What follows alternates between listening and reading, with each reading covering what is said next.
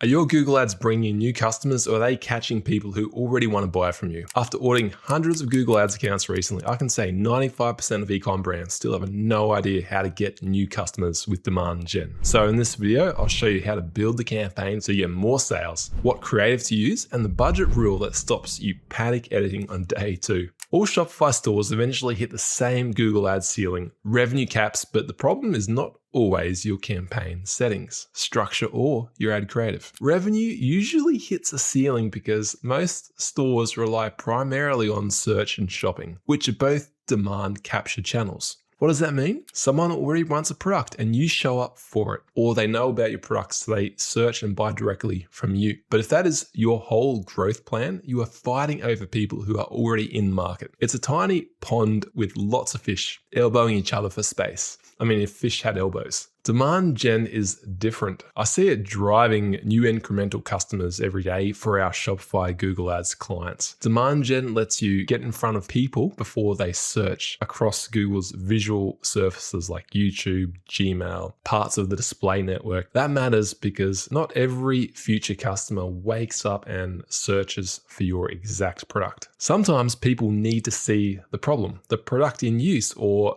be reminded they've been putting up with a bad solution for too long. That is where demand gen fits perfectly. This gem of a campaign type creates demand. It warms up new buyers and gives your brand more reach before the search happens. And because it's such a different strategy to create demand, many Google advertisers have no idea what to do. If you've run it before, you've probably wasted money. You launched it like a conversion campaign, slapped on a target CPA, judged it after 3 days, and then complained Google did not instantly find buyers hiding under the couch for you. This setup shows you how to create and run demand gen the right way for your brand. Here's the clean 8-step process. First, create a campaign without guidance. The guided flow pushes you towards settings that aren't ideal for e-commerce. Choose demand gen as your campaign type. Second, set your campaign goal to purchases. Google optimizes towards the goal you give it, so choose the one that pays the bills. Third, connect your Merchant Center product feed. This lets Google pull your Shopify product images, prices, and names into your ads. For e-commerce, this is one of the biggest demand gen advantages, and a lot of people miss it. I suggest you select your best sellers, your best offers that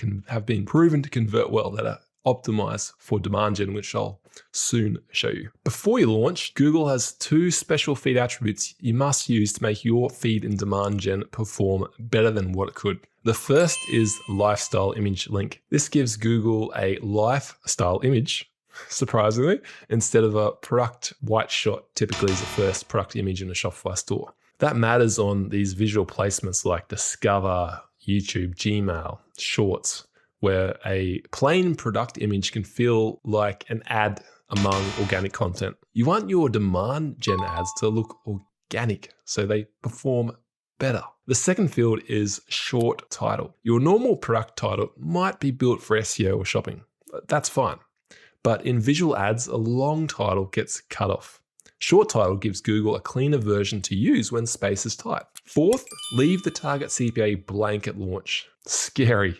Yes, I know. Surprising? Yes. But don't enter your cost per acquisition target into Google Ads yet. Set your CPA too early and you can choke the campaign before it learns. Then it barely spends, collects data, and you call it broken. That happens all the time. Another worthy tactic is setting the CPA 3 times your target so it still delivers. Once conversions come in, you can step down the bid if CPA is high. Don't step it down to your normal CPA that's made of returning customers. Demand gen is filled with new customers, so be more lenient with a higher CPA bid. Fifth, set a target budget, ideally 2 times your ideal demand gen CPA. Even though you're not entering a target CPA into Google yet, you still need an internal CPA benchmark. If your target CPA is around $60, start around $120 a day. I've seen $10 a day do fine. But it's unpredictable because Google can't learn. Sixth, make creative for the placement. This is a huge challenge and frustration for doing demand gen well, and basically determines the whole campaign performance. How do I make native ads? What creative do I make? You want creative for each placement. And yes, this is where the hard work is at, and another reason why so few brands get new customers with the campaign. The strategy for video is another whole YouTube video and challenge. But for now, the fastest tactic is to use your best Meta or TikTok ads. For images, get all over ChatGPT Image 2.0 or the latest image models if a newer one is out now. You get crazy good images for demand gen this way. But the trick is to prompt it to first study what makes great demand gen creative. Then give it your website or a product URL and the image dimensions you need. Do not stretch one ad across every placement like a fitted sheet on the wrong mattress. Shorts need fast, vertical, creative. Images need to stop the scroll. Match the format to the placement and you give the campaign a better chance to survive, to thrive, to scale the business. The seventh tactic for making demand gen work is to wait. That's arguably the hardest part among spending money on Google Ads.